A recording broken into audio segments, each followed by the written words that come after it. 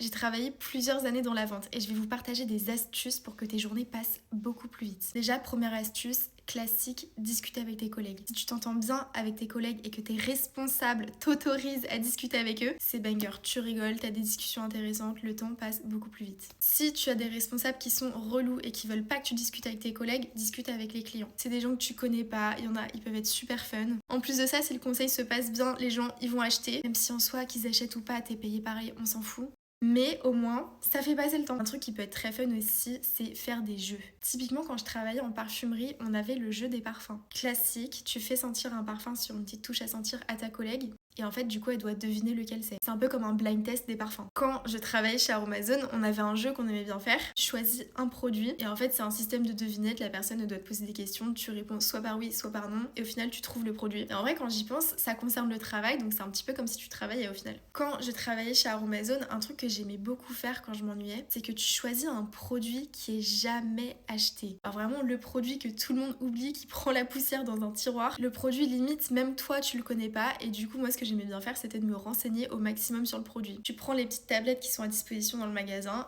et tu regardes ce que c'est, à quoi ça sert, comment on l'utilise, pour qui c'est. Parce qu'il faut savoir que chez Aromazone, tu n'as pas de formation. Tu te formes tout seul. Donc en soi, pareil, ça reste du taf. Et du coup, nous, ce qu'on aimait bien faire entre collègues, c'était s'apprendre des petits fun facts sur des produits comme ça. Et au final, on en apprenait plein et ça passait beaucoup plus vite. Une astuce, si vraiment tu trouves que ça passe pas vite, c'est de ne pas regarder l'heure. Genre vraiment, force-toi, même si c'est tentant, ne regarde pas l'heure parce que ça va juste empirer le truc. Alors ça, c'était vraiment mon astuce, mais je sais que d'une personne à l'autre, c'est pas pareil. Personnellement, je trouve que le matin, ça passe beaucoup plus vite que l'après-midi une fois que t'as pris ta pause et que t'as mangé. Et du coup, la technique, ça va être tout simplement de prendre ta pause le plus tard possible. Encore une fois, si tes responsables te l'autorisent. En fait, typiquement, si tu fais une journée de 9h, 17h, tu prends ta pause à 14h, tu reviens à 15h, il te reste que 2 heures et ça, c'est banger. Dites-moi si vous aussi, les personnes qui travaillent dans la vente, vous avez des astuces comme ça, des trucs auxquels on n'aurait pas forcément pensé.